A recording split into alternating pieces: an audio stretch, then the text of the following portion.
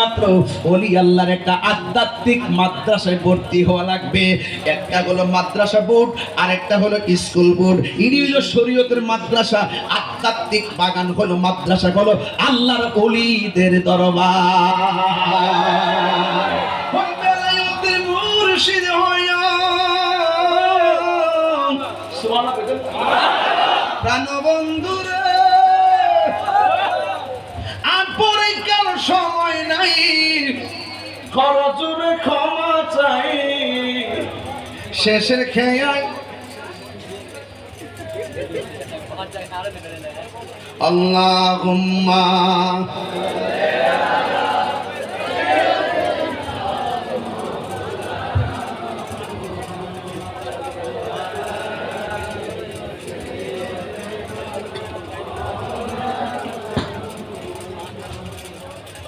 সাজি আমার আল্লাহর বন্ধু কোন সন্দেহ নাই রে। যেমন আজিজের নাম খান আসিনিও, রতনের রতন শ্রী ভ্রমর শ্রী মধুর কথা কর ঠিক না? দয়া আল্লাহ আমার গেছিলাম জিয়ারত করতে, আমার বুঝাই শিখছে বুঝাইছি। আরে সাজি বাজি আমার আল্লাহর বন্ধু কোন ও সন্দেহ না হায় রে। আমি সাজি নামে বড় হো শান্তি পাই। কথা রাখছি গো বাজান আমার অন্তরে বোঝাই। সকল কথা কইলা কইমু, সকল কথা কইলা বলমু। আরে যদি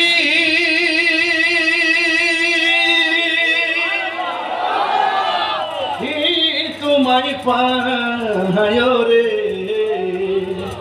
আমার সাজি ভুলে, আরে আল্লাহর বন্ধু কোনো সন্দেহ নাই।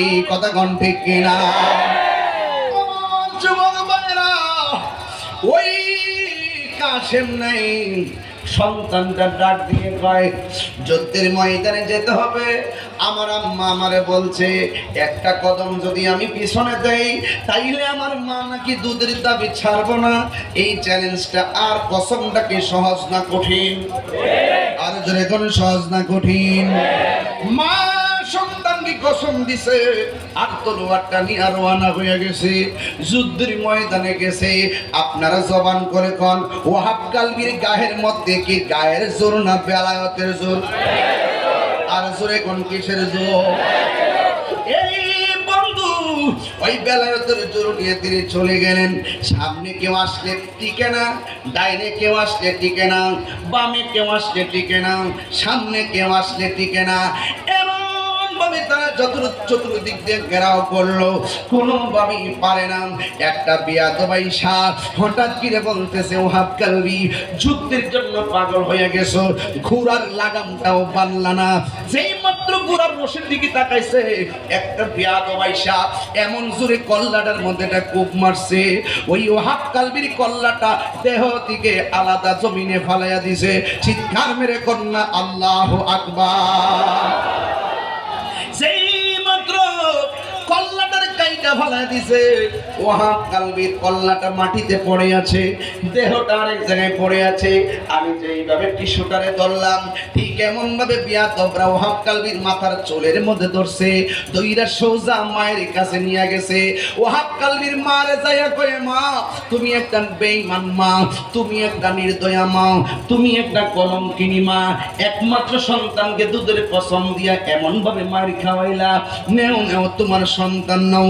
ওয়াহাব কালবির মা বলে আল্লাহর কসম করে বলি আমার সন্তানের কল্লাটা যখন আমার সামনে তুলে ধরছে আমি আমার সন্তানের ঠোঁটের দিকে তাকিয়ে রইলাম। আল্লাহর কসম করে বলি ওরা গলা কেটেছে, আমি দেখতেছি আমার সন্তানের দুইটা ঠোঁট লড়তেছে।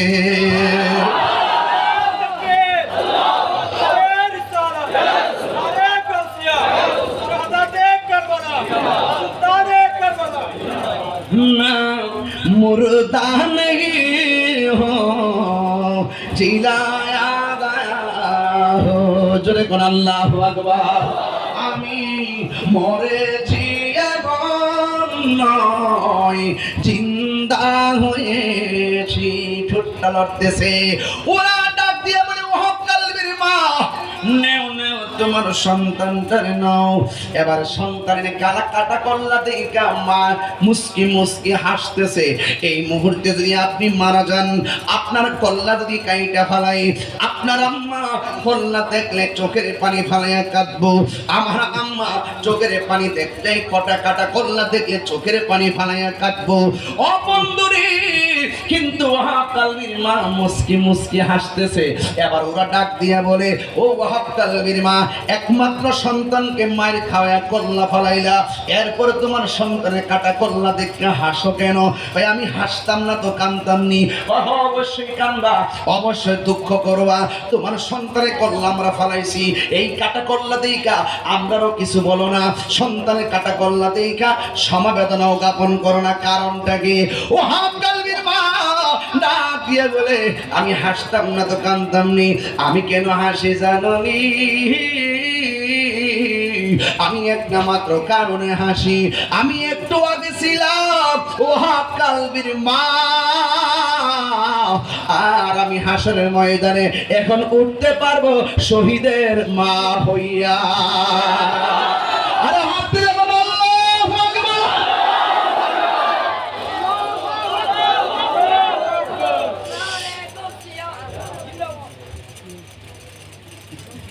ওয়াহাব কালবির মা মুস্কি মুস্কি হাসে। এবার ওরা ওয়াহাব কালবির কল্লাটারে ওয়াহাব কালবির মায়ের হাতে দিছে। মাও কল্লাটারে হাতের মধ্যে লইয়া এমন ভাবে হাতের মধ্যে লইয়া ঢিল মাইরা ফালাইয়া দিছে। সুবহানাল্লাহ না? ওরা ডাক দিয়ে ওয়াহাব কালবির মা, তুমি কেমন মা? মা নামের কলঙ্ক। তোমার সন্তানের কল্লাটারে তুমি পাইলা, দেহটা তো পাইলা না, কল্লাটারে কবর বানাইতা। তুমি কেন কল্লাটারে ঢিল মাইরা ফালাইয়া দিলা? ওই মুহূর্তে যখন এই প্রশ্ন করে ওয়াহাব কালবির মা বলে, আমি আমার সন্তানটারে আল্লাহর রাস্তায় দান কইরা দিছি। দান করা জিনিস ফেরত নেওয়া জায়েজ নাই। জুরি জুরি করনা সুবহানাল্লাহ। ওই দিক দিয়ে মুসাইদ ওয়াহাব কালবি শহীদ হইয়া গেছে। শেষ বেলা একলা হইয়া গেছে। গায়ের মধ্যে জামা লাগাইয়া বোন তার ডাক দিয়ে কই, জয়নব, এই পৃথিবীতে দেখবেন ভাই বড়দন রক্তের বাঁধন, কিন্তু বোনটা ভাইয়ের জন্য পাগল হইয়া যায়। জামাই যদি স্বামী যদি 10 টাকা দেয়, 5 টাকা রাখিয়া দেয়, কোন দিন আমার ভাই আসবে আমার দেখতে, গোপনে পকেটের ভিতরে নিজের টাকাটা ভাড়া হিসাবে দিয়া দেয়। কথা কোন ঠিক কিনা? এই জন্য যখন আপনি কুরবানিতে গরু জবাই করবেন, বোনদের বাড়ির গোশতটা রাখিয়া দিবেন। এরা অনেক স্বামীর বাড়িতে গর্ব করে। কথা কোন ঠিক না বেরে? ওই জয়নবের ডাক দিয়া বলে, জয়নব, আমি চলে যাইতেছি, তোমার আমি 3টা কথা কইলা দিয়া যাই, কথাগুলা মনে রাখবা। 1 নম্বর, আমার সখিনারে তুমি কানলে সান্ত্বনা দিয়া রাখো। 2 নম্বর, আমার জয়নালের সান্ত্বনা দিয়া রাখো, এর কোনোদিন কষ্ট দিও না। 3 নম্বর, তোমরা যদি মদিনায় যাওয়ার সুযোগ পাও, মদিনায় যাইয়া সর্বপ্রথম আমার নবীর কদম মোবারকে আমার সালামটা দিয়ে দিবে। আর জোরে জোরে কন্না আল্লাহু আকবার। জানি না কেমন করে ছিলেন নবী সোনার মদিনায়, যে সময় হুসাইনের গলে এজিদের দল তলোয়ার চালায়, যে সময় হুসাইনের গলে তলোয়ার চালায়, হে হুসাইন নবীজির আওলাদ সালাম জানায়। এই পাগল হয়ে যান না। হে হুসাইন নবীজির আওলাদ সালাম জানায়, যে মাথায় হাত বলিয়ে ঘুম পাড়াতেন আম্মা ফাতেমায়, যে মাথায় হাত বলিয়ে ঘুম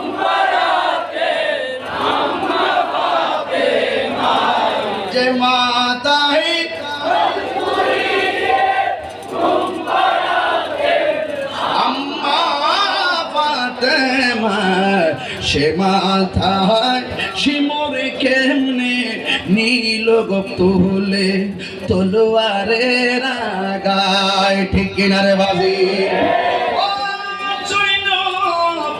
নবীর দরবারে গিয়ে আমার সালামটা দিবা সুন্দর করে রওনা হয়ে গেছে চোখের ভিতরে আপন রক্ত ভাসতেছে কারবালার জমিনে যাওয়ার পরে যুদ্ধ করতেছে ঘোড়ার গায়ের মধ্যে তলোয়ার আঘাতে জর্জরিত ঘোড়ার পাটা ভেঙে গেছে ইমাম হুসাইন উপর থেকে পড়ে গেছে কিন্তু একা একা কসুরি পানার মতন কেটে খতম করে দিল মুনাফিক গুলারে হঠাৎ করে পড়ে